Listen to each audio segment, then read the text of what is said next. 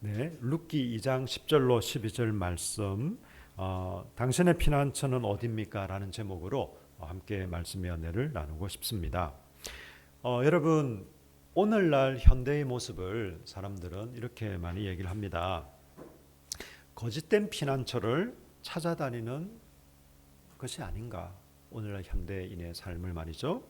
그럼 19세기 유명한 철학자요 문학가인 쇼펜하우어는 이런 말을 했습니다. 삶의 본질적인 구성물은 고통과 권태다.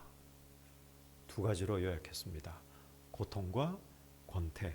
인생이란 고통과 권태 사이를 오가는 시계추와 같다. 이렇게 말이죠. 여러분, 잠시라도 큰 고통 중에 있다가 잠시라도 그 고통에서 벗어나고 그 고통이 중단되면 이제는 밀려오는 권태를 어떻게 참을 수가 없어서 그냥 무엇에 내 권태를 좀 해소할 수 있을까 막 거기에 온갖 신경을 쓰고 시간을 소비하고 막 무엇이 나의 권태를 좀 해소해 줄 수 있을까라는 것을 찾아 헤매는 마치 불나방과 같은 이런 삶의 모습이 우리 현대인의 삶이 아닐까 이렇게 얘기를 합니다. 여러분, 이것은 전도자가 얘기한 정말 하나님 없는 인생이 얼마나 헛된 것인가. 그리고 시편 기자가 얘기한 바람에 나는 겨와 같은 그냥 후 불면 없어져 버리는 인생의 어떤 허무함, 하나님 없는 인생을 말하는 것이죠. 마치 그런 것을 우리 성경에서도 잘 얘기를 하고 있습니다. 여러분, 쇼펜하우어의 표현을 빌리자면 오늘도 지금도 수많은 사람들은 방향과 목적 없이 고통 속에 허덕이고 또 고통이 좀 벗어날라 치면 그 권태로움에 그 권태를 벗어나기 위해 막 이것저것을 찾아다닙니다.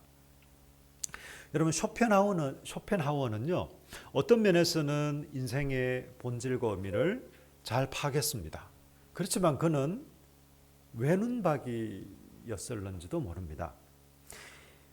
좌절과 고통에 대해서는 눈을 떴지만 또 반면에 생명과 소망에 대해서는 눈을 감고 있는, 미처 알 수 없는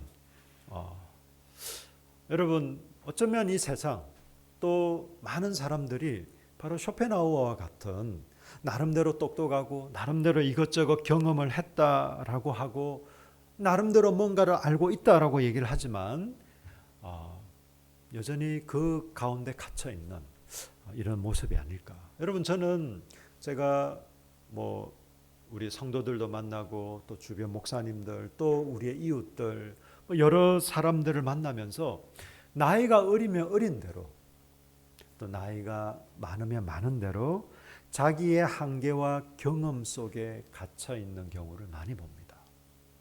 여러분, 기본적으로 나이 40이 넘어가면요 50이 넘어가신 분들은 말할 것도 없고 자기의 한계와 경험을 벗어나기가 너무너무 힘듭니다.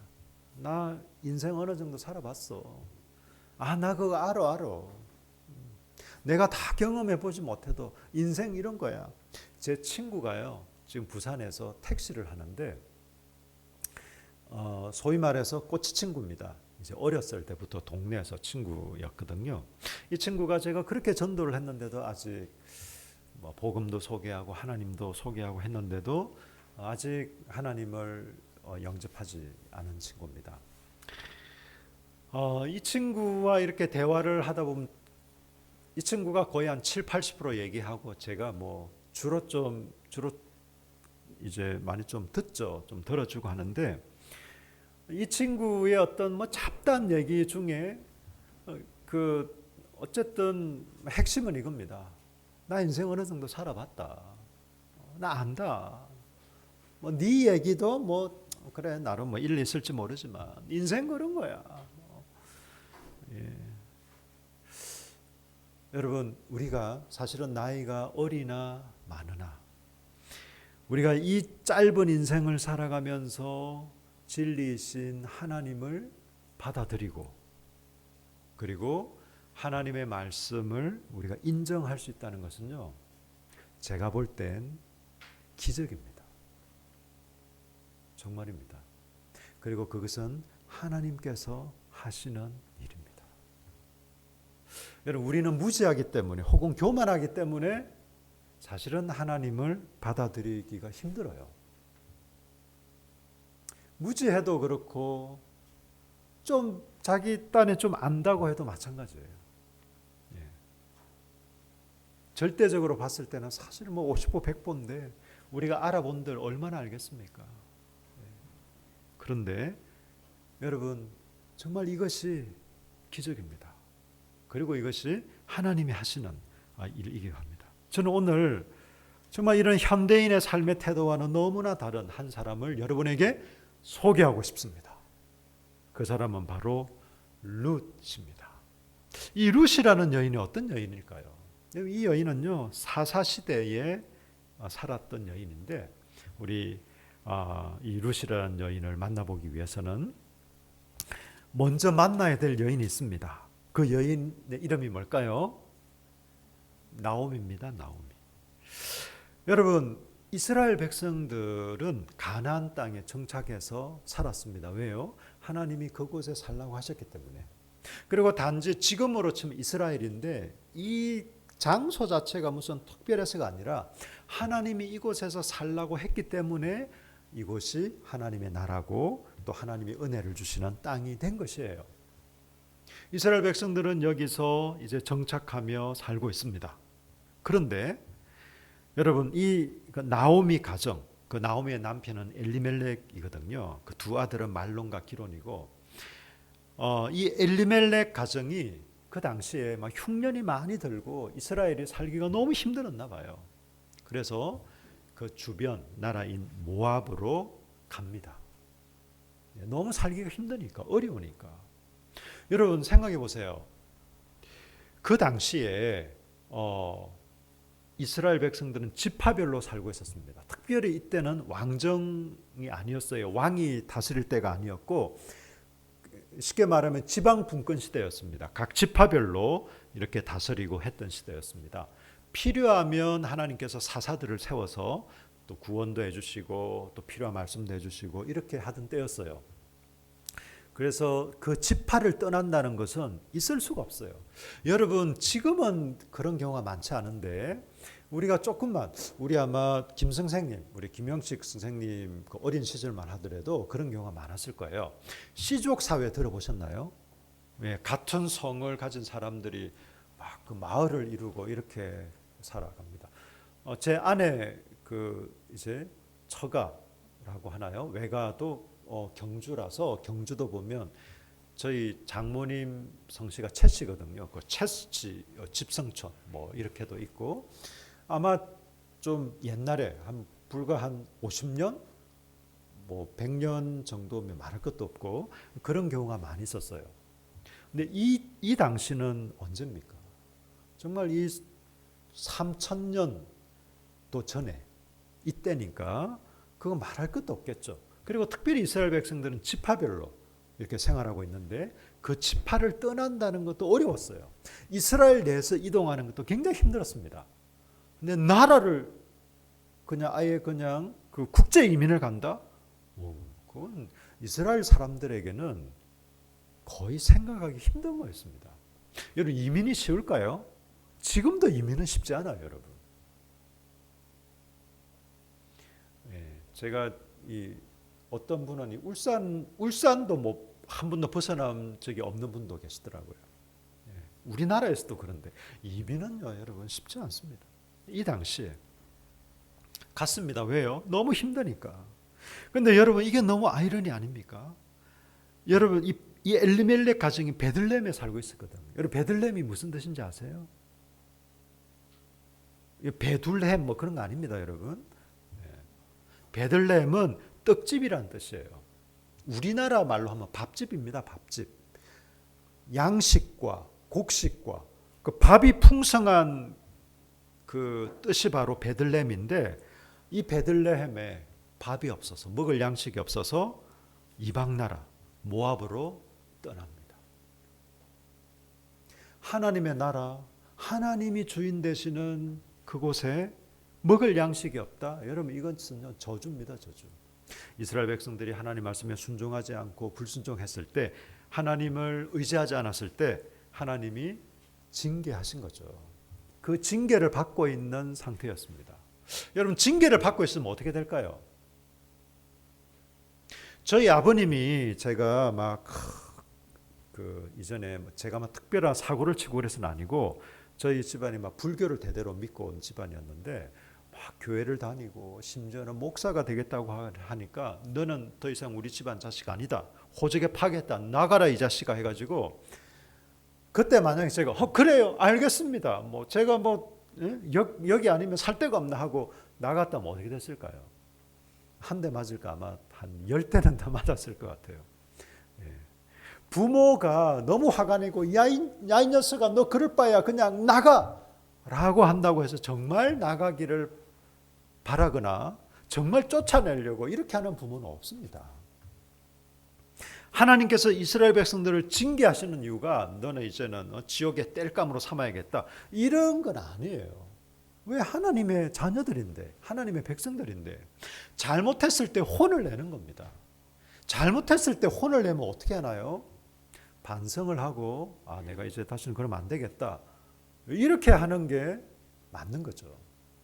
그런데 이 엘리멜렉 가정, 나오미 가정은요, 살기 힘드네, 어렵네, 그러면 뭐 옆에 나라에 한번 가봐야지 하고 갑니다. 이스라엘 백성들이 이때 잘못했기 때문에 징계를 받았겠죠. 그리고 이 나오미 가정은 또 다른 잘못을 지금 범하고 있는 거예요. 어떻게 됐을까요? 여러분 1장 1절을 보십시오. 룻기 1장 1절. 사사들이 치리하던 때에 그 땅에 흉년이 드니라. 유다 베들레헴의 한 사람이 그의 아내와 두 아들을 데리고 모압 지방에 가서 거류하였는데, 이 유다 베들레헴 한 사람이 그의 아내, 이 한 사람이 바로 엘리멜렉이고요. 그 아내는 나오미죠. 두 아들 말론과 기론을 데리고 갔습니다.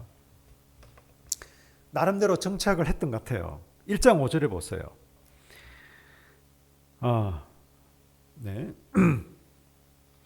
말론과 기론 두 사람이 다 죽고 그 여인은 두 아들과 남편의 뒤에 남았더라. 여러분 나름대로 가서 이제 좀 정착을 했는데 3절에 보니까 나오미의 남편 엘리멜렉이 죽고, 남편이 먼저 죽습니다. 근데 정확하게 모압으로 가고 난 뒤 얼마 만에 죽었는지는 잘 모르겠어요. 하여튼 남편이 먼저 죽었습니다. 얼마나 힘들까요, 여러분? 국제 이민을 갔어요. 그 당시에. 근데 남편이 죽었어요. 얼마나 이 나오미가 참 절망을 느꼈겠습니까? 그런데 믿었던 두 아들마저 이제 이 두 아들은 거기서 장가를 갑니다. 그래서 가정을 이뤘어요. 그런데 한 10년쯤 4절에 보니까 그들이 거기에 거주한 지 10년쯤에 말론과 기론 두 사람이 다 죽고, 남편도 죽고 두 아들도 다 죽었습니다. 이제 모압 여인들, 그 며느리들이 이스라엘 사람들이 아니라 모압 사람들이거든요. 이제 나오미는 며느리 둘만 지금 남아 있는 상황이에요.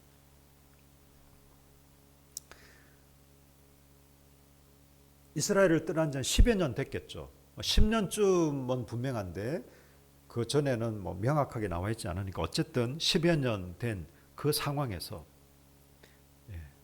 1장 6절을 보십시오. 그 여인이 모압 지방에서 여호와께서 자기 백성을 돌보시사 그들에게 양식을 주셨다함을 듣고, 이런 소식이 들려옵니다.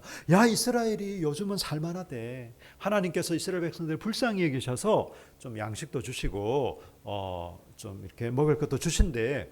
이런 말이 들려왔습니다.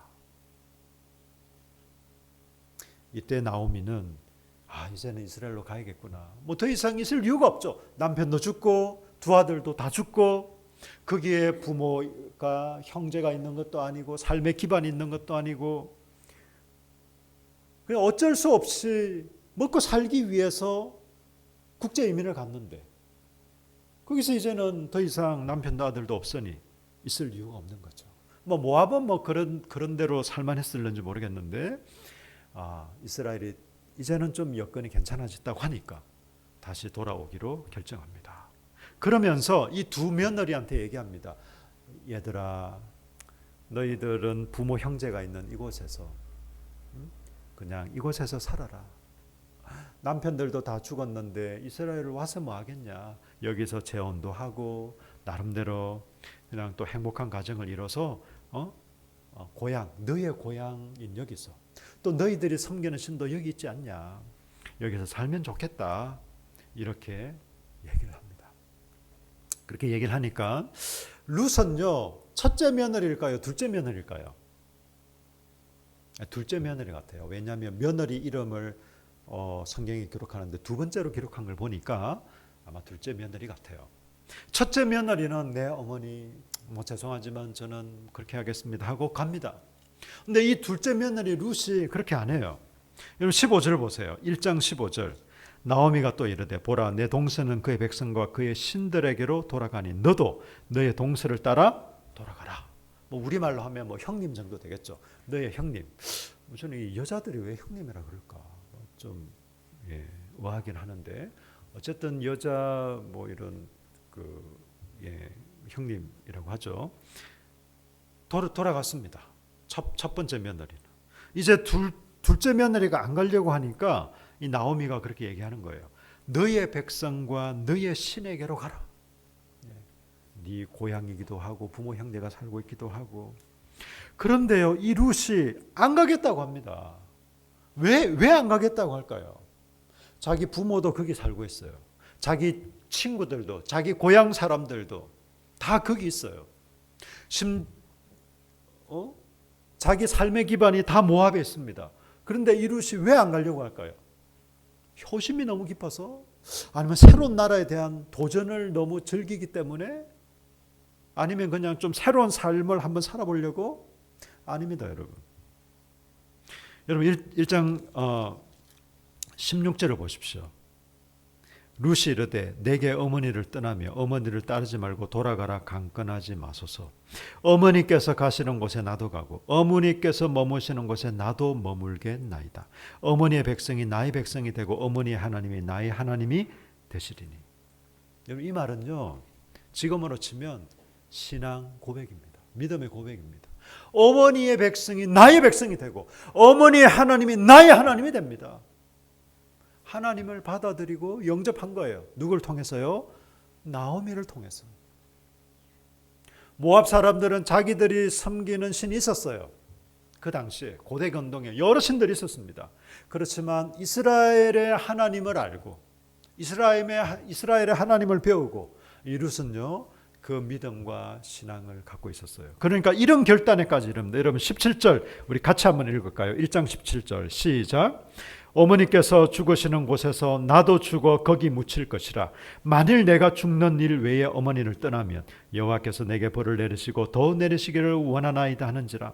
어머니가 죽어지는 곳에서 나도 죽겠습니다. 이 말은요, 그냥 지극한 효심으로 아이고 늙으신 어머니 제가 끝까지 봉양해야죠, 모셔야죠. 여러분 그런 차원이 아닙니다, 여러분.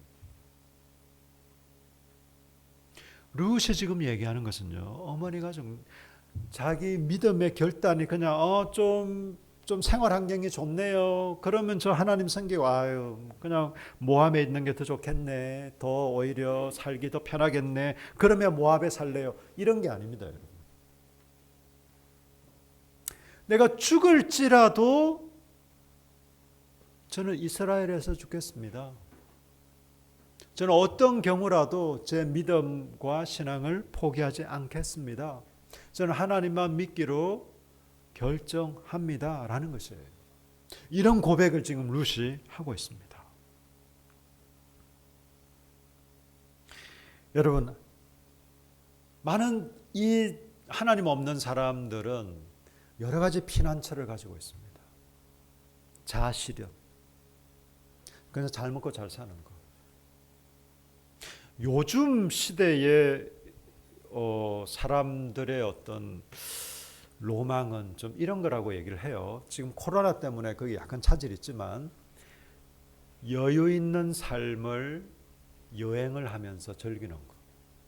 좀 생활의 여유를 가지고 그냥 전국 전 세계를 그냥 여행하면서 맛있는 거 먹고 좋은 곳 구경하고 그냥 취미 생활도 잘하고.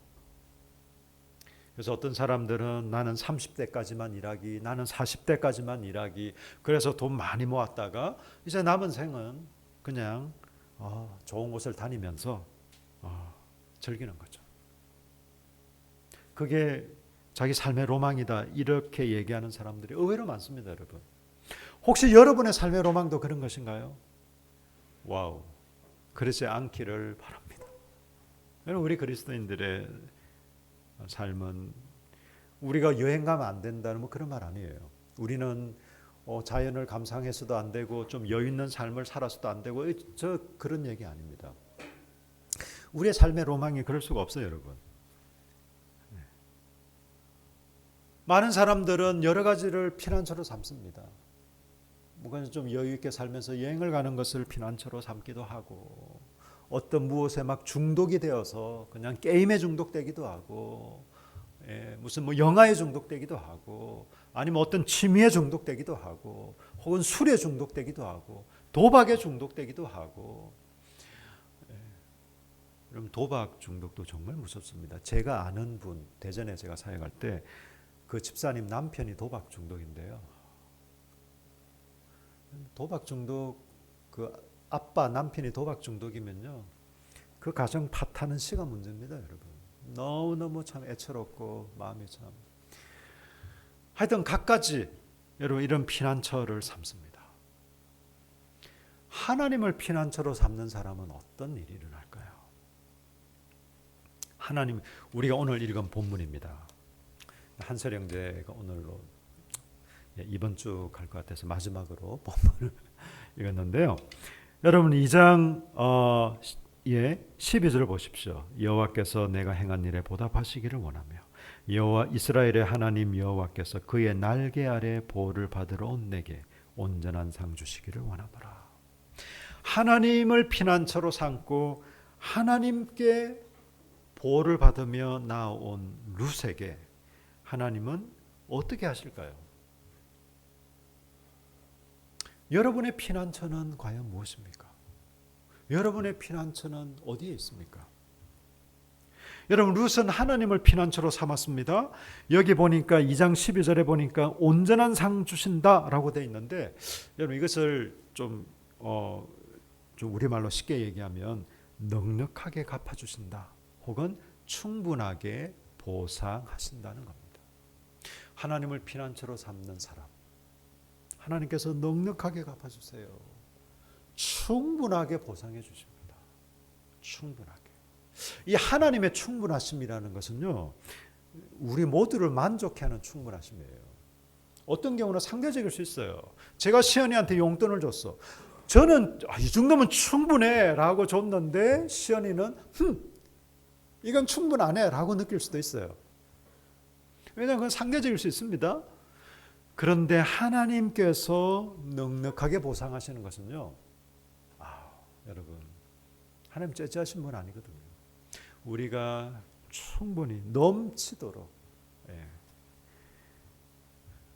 여러분 아시죠? 하나님 주시는 방식 기본이 30배, 60배, 100배. 우리 하나님 스케일이 최소 그 정도입니다. 최소. 넉넉하게 갚아주시고 충분히 보상해 주십니다. 어떤 사람에게요?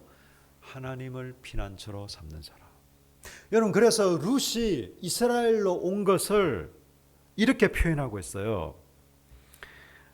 그의 날개 아래 보호를 받으러 왔다. 하나님이 셉니까? 이거는 비유적인 표현이잖아요. 하나님의 날개 아래, 하나님의 품속에 보호를 받으러 왔다. 룻이 모압에서 이스라엘로 온 것을 이렇게 얘기하고 있습니다. 하나님께 피하러 왔다. 여러분 지금 시편 묵상하고 계시죠? 그런 표현 많이 나타나죠. 하나님께 피하는 자가 복되다. 정말 그렇습니다. 하나님께 피하는 자가 복됩니다. 여러분 사람들요 사기 많이 당해요. 배신 많이 당합니다. 뭐 사기 사건에 연루되는 경우에 많지 않겠지만 믿었던 사람들한테 배신당하는 경우 많아요. 그게 꼭 그 상대방이 정말 나빠서 그런 경우도 있지만 어쩔 수 없어서 그런 경우들도 있어요. 여러분 돈 빌렸다가 떼인 사람들 의외로 많습니다. 돈 빌렸다가 떼인 사람들. 못 받는 사람.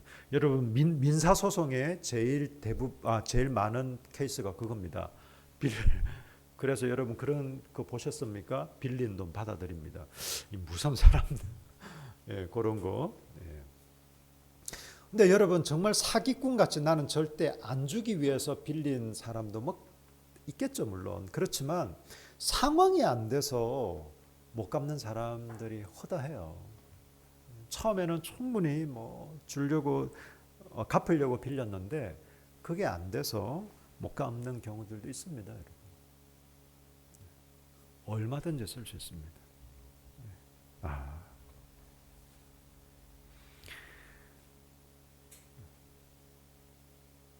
사람에게 하여튼 이런저런 어떤 이유든지 간에 그런 배신도 당하고 상황의 배신도 당하고 내 인생이 왜 이럴까 막 원망과 불평도 나오고 한탄도 나오고 얼마든지 그럴 수 있습니다.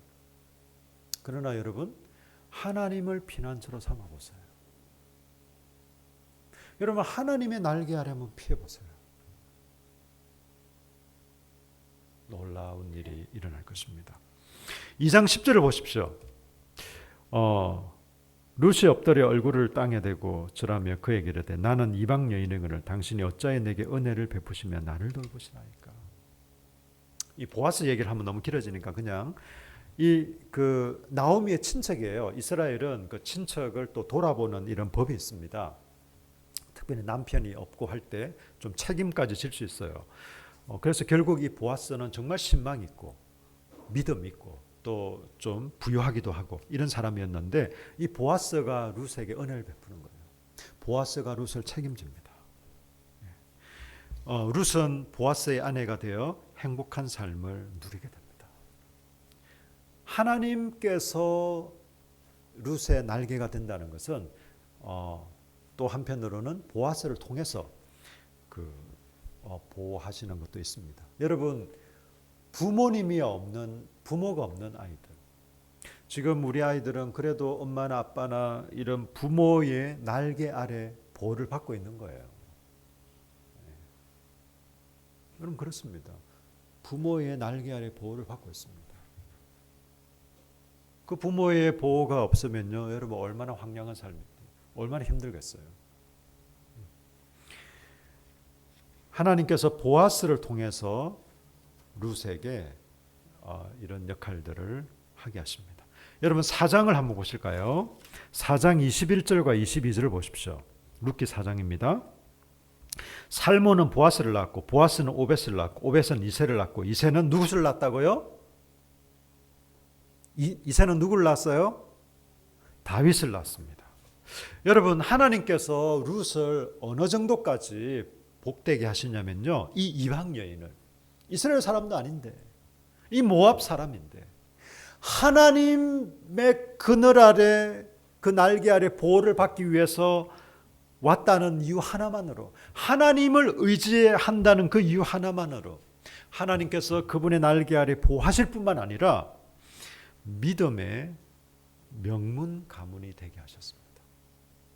여러분 다윗 왕이 이스라엘 왕들 중에서는 제일 중요한 거 아시죠? 여러분 이스라엘 국기 아세요? 이스라엘 국기 이름이 뭔지 아세요? 다윗의 별이라고 해요. 예, 다윗의 별, 그 육각형으로 해서 별 6개 이렇게 해서 그게 다윗의 별입니다. 다윗 굉장히 중요한 그 다윗 왕의 정조모가 됩니다. 누가요? 룻이요. 여러분 이스라엘 여인들 중에서도 영광 중에 영광일 텐데 여러분 이방 여인이 다윗 왕의 정조모가 됩니다. 이런 정말 놀라운 일이 일어납니다. 여러분 하나님이 우리를 보호하시고 하나님께서 그분의 날개 아래 우리를 두신다는 것은요, 그냥 구원, 아유 그래 하나님 나를 그래, 죽어서 지옥 가지 않고 그냥 뭐 천국 가게 해주신대. 여러분 그 정도로 생각하시면 안 돼요. 여러분 구원은 항상 기억하십시오. 죽어서 가는 게 아니라 이 땅에 임해서 연결되는 겁니다. 하나님의 구원, 하나님이 우리를 보호하시고 그 품 안에 품으신다는 것은요, 우리가 지정이 영육을 다 포함하는 겁니다. 우리가 영적으로 참된 소망을 갖고 기쁨으로 살아가고, 정서적으로도 여러분 우리가 건강한 행복을 누리고, 육체적으로도 여러분 한번 생각해 보세요. 날마다 끼니 걱정을 하고 날마다 너무 살기도 어렵고 그러면서 정말 하나님이 날 사랑하시나? 이런 생각 드는 건 당연하지 않겠습니까?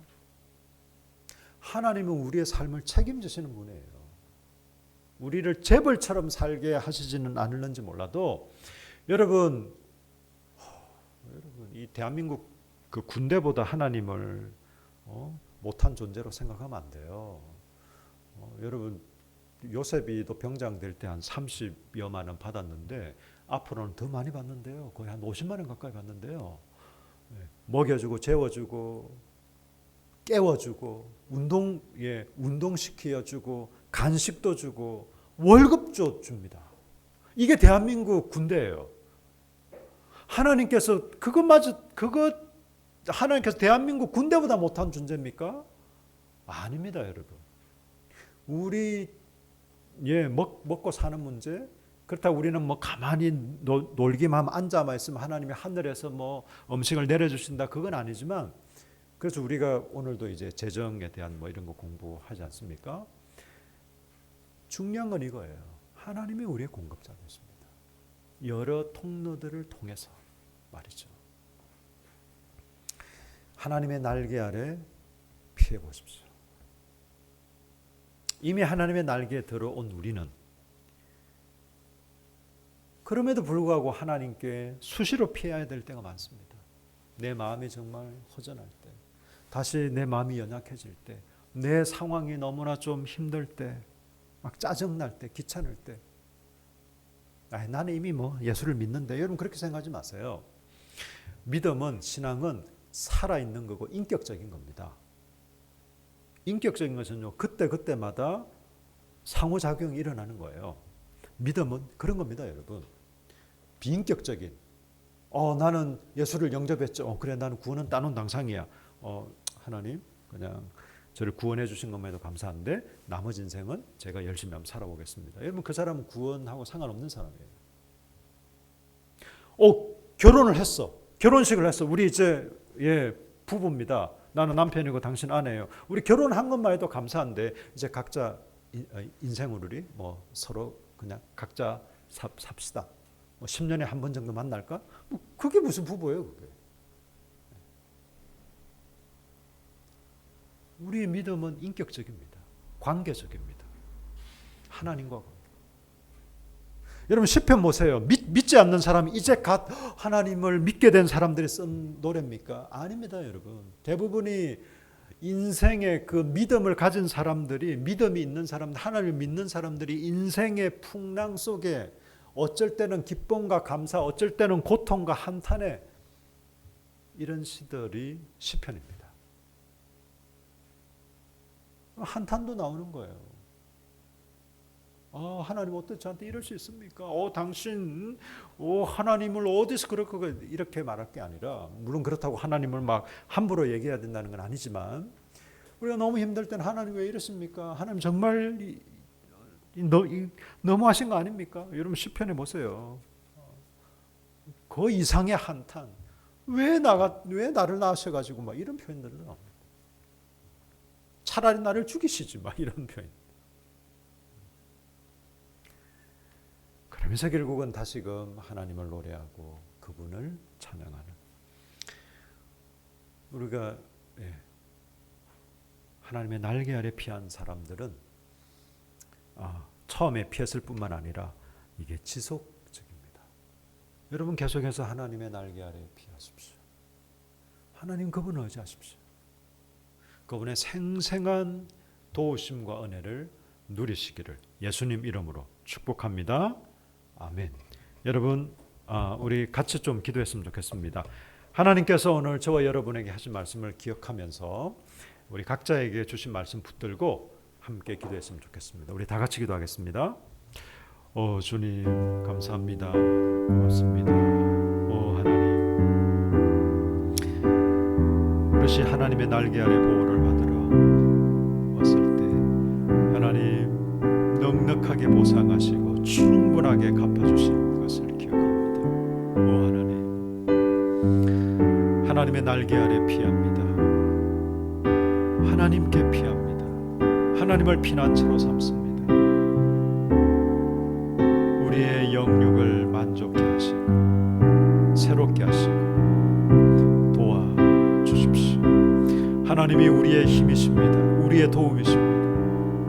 우리의 진정한 기쁨의 권원이십니다. 우리 삶의 소망이고 목적이십니다. 하나님, 세상의 순간적인 쾌락을 쫓아 살기를 원치 않고 이 세상이 그럴싸하게 포장해서 이것이 소망이고 기쁨이고 이것이 삶의 의미라고 얘기하는 헛된 것들을 주님 따르지 않기로 결정합니다. 하나님이 우리의 소망이시고 기쁨됩니다. 주님, 우리 주 예수님만이 우리의 진정한 기쁨이고 소망입니다. 주님, 저희를 붙드시고 이끌어 주십시오. 주님,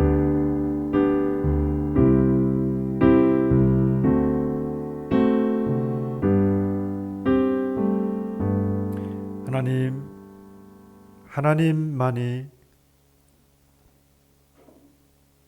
우리의 피난처가 되심을 인정하고 고백합니다.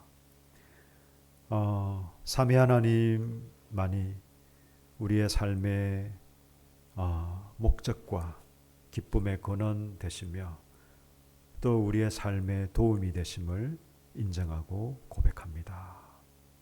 하나님 아닌 존재와 대상을 의지하지 않기로 결정합니다. 하나님만을 소망하고 의지하고 또 신뢰하기로 결정합니다. 하나님, 당신의 날개 아래 피하는 자들을 외면하지 않으시고 넉넉하게 보상하시고 충분하게 갚아주시는 하나님의 그 선하신 성품을 의지하고 신뢰합니다. 감사드립니다.